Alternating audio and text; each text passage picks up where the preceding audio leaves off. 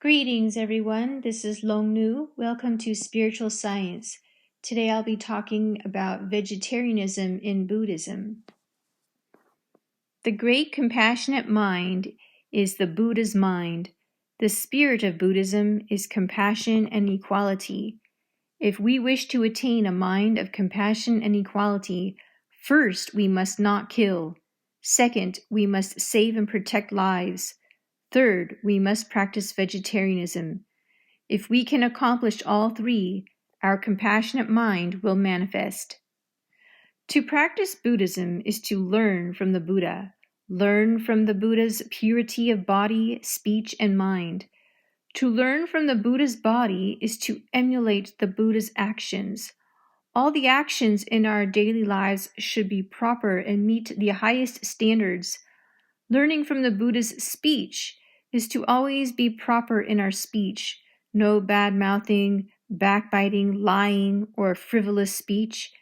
To learn from the Buddha's mind is to constantly examine and reflect upon the arising and impact of all our thoughts, so that they are of the highest standard of perfection, truth, virtue, and beauty. Thus we will attain the Buddha's compassion, wisdom, samadhi, and even his spiritual powers and marvelous abilities.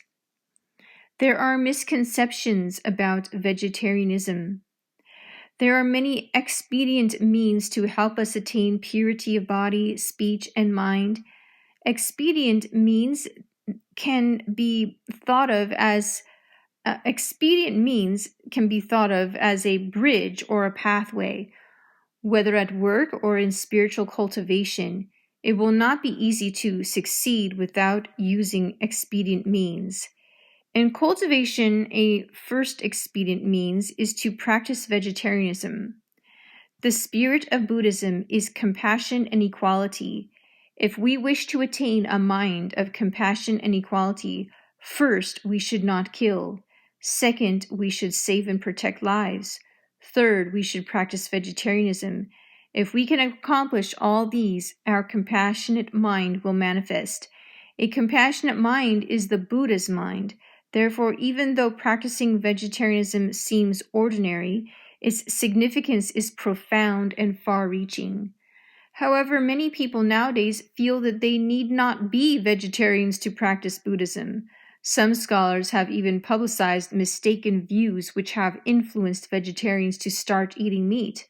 For example, they say that the Buddha did not teach vegetarianism and that it is not related to one's cultivation. They even think that being a vegetarian cannot help eradicate bad karma or help one attain the way or liberation.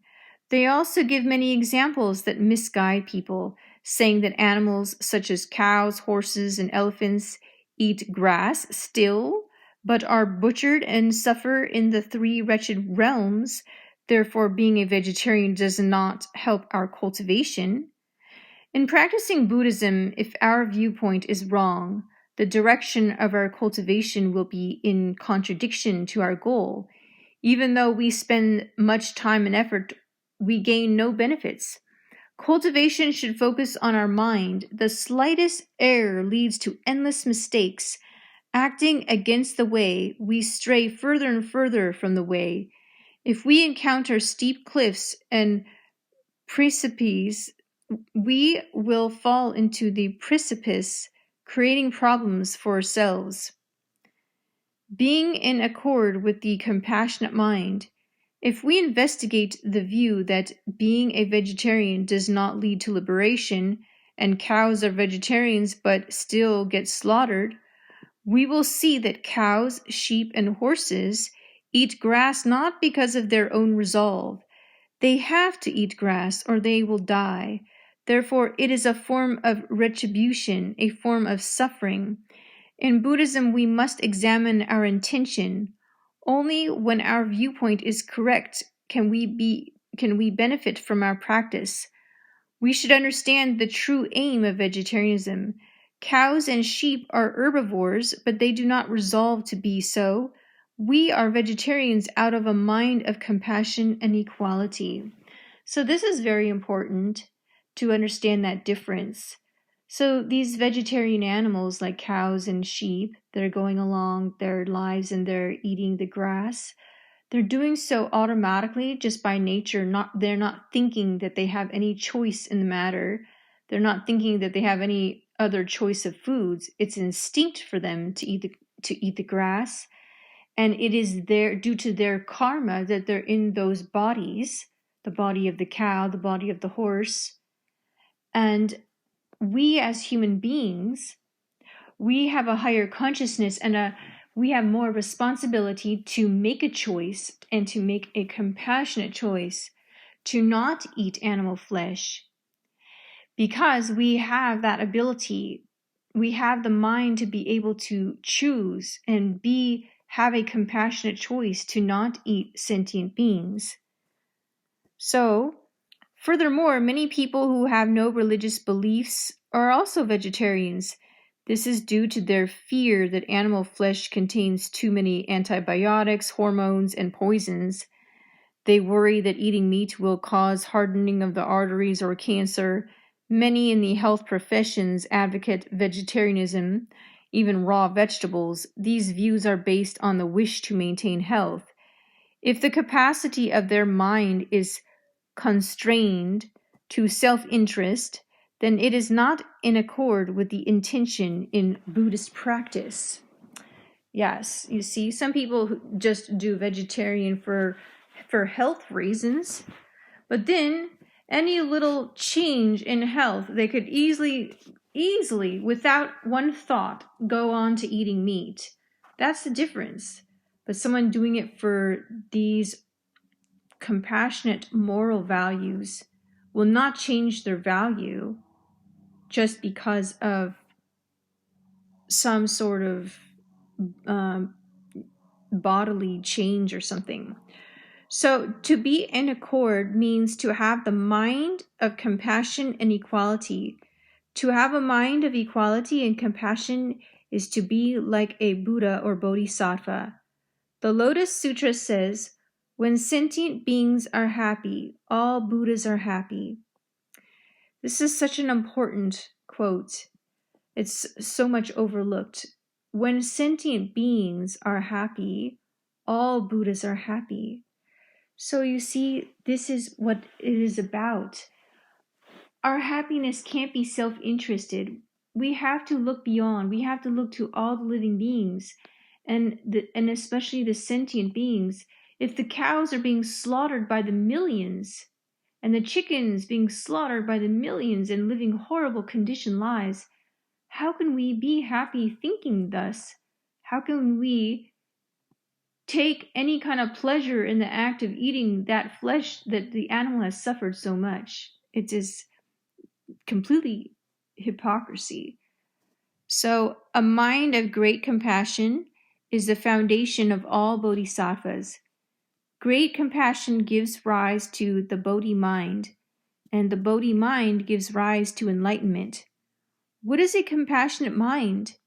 It is what the Confucian sage Mencius said in reference to animals. Seeing it alive, we cannot bear to see it die. Hearing its voice, we cannot bear to eat its flesh. When we hear the loud and pitiful cries of animals before they are slaughtered, we know that it is cruel and feel very sad. Therefore, from a mind of compassion, we do not eat the flesh of sentient beings. The Buddhist Sutra says that savage animals also have Buddha nature. Both human beings and animals desire to live and fear death. That is in their awareness.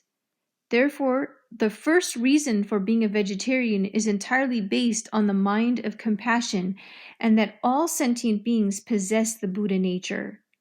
Second, everyone is subject to the causality of the three periods of time, past, present, and future.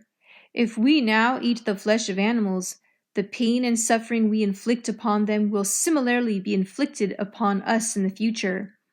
Everyone knows that if we eat 8 ounces from others, we have to return half a pound. The principle of causality never changes, so we should not eat meat. Third, all sentient beings were and are our relatives.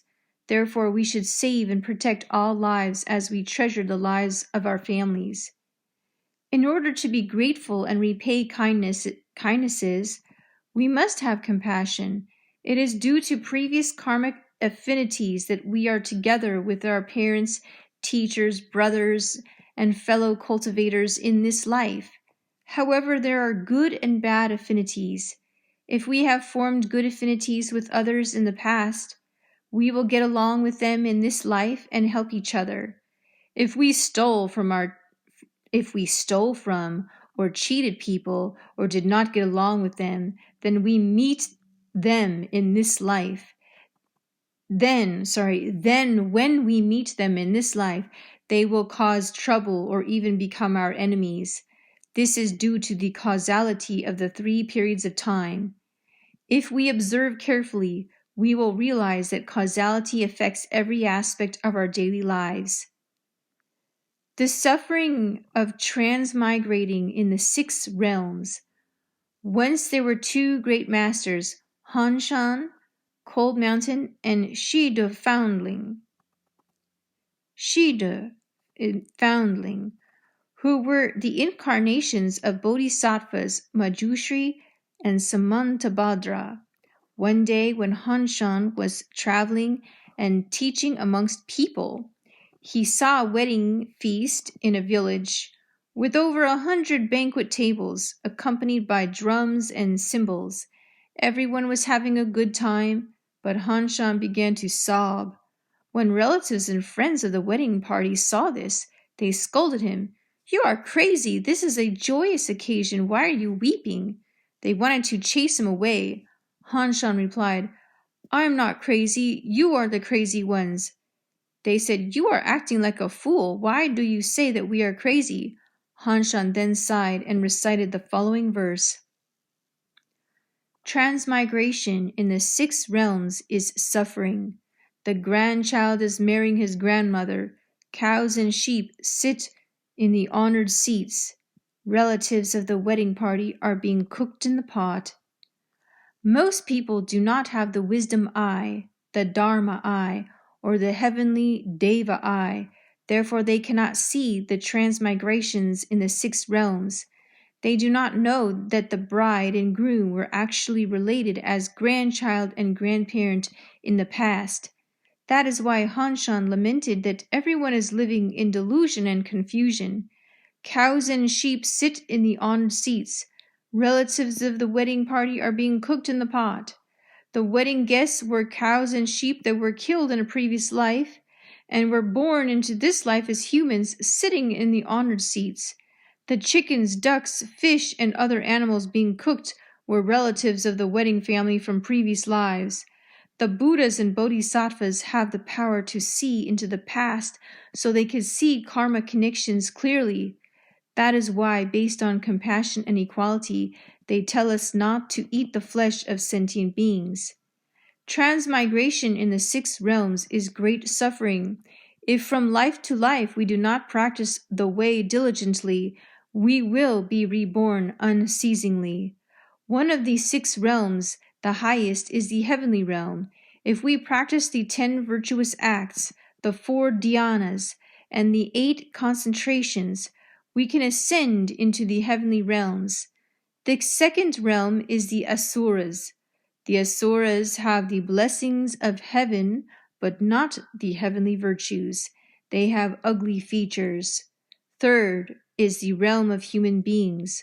We are now in this realm, yet each of our blessings and retributions is different. 4th is the realm of animals, and 5th is the realm of hungry ghosts. 6th is hell, the realm of greatest suffering. It is filled with those with grave offenses. If we do not practice diligently, we will continue to transmigrate within the 6 realms and endure the endless suffering of birth, old age, illness, and death. After we have used up all the blessings of heaven, we will descend into the human realm, and if we have created bad karma, we will again descend into the wretched realms and become animals, hungry ghosts, or hell beings. So, like a carriage wheel, we are transmigrating endlessly in the realms of heaven, humans, hell, hungry ghosts, and animals. Human life is but a sea of sorrow and endless suffering. All right, let's see here. So it's very important to understand those realms that they were talking about. It is true that we are transmigrating up and down throughout the universe in those different realms, and uh, and people don't realize that every action we do in this life has a reaction, has consequences, and what we focus on in this life is where our destiny is going to be, where we're going to be in our next life. Now, here I'm going to talk about right intention is the foundation. Vegetarianism has many benefits. However, to truly achieve the aim and benefits of vegetarianism, we must generate a mind of compassion and equality. No matter what we do, we should have the right intention. If our intention is right, whether we recite the Buddha's names, recite the sutras, or are vegetarians, we will gain infinite merits and blessings. However, if we do the same things without the right intention, there may not be blessings or merits. If we do not have a mind of compassion and equality, and only practice vegetarianism for the sake of ourselves, even though we may obtain good health, that is ego attachment, attachment to the false ego. The mind's ignorance and foolishness may increase, and there will be no merits. Animals that eat grass are like this. They do not do it from any resolve for compassion or equality. It is just the result of their past karma. People who say that cows and sheep are vegetarians but cannot attain liberation only see the surface. They are ignorant of the true reason that cows have not yet attained liberation. And that is a good point that it's saying yet, not yet have attained liberation, because the animals are transmigrating from one body to another, and they will eventually attain human birth, where they will be able to get a chance for liberation. All right, so maybe I will stop here if there's anything else here.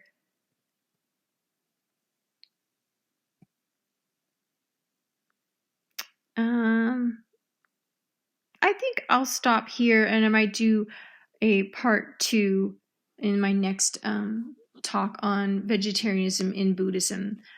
All right, so thanks for listening, everyone, and you all have a great day.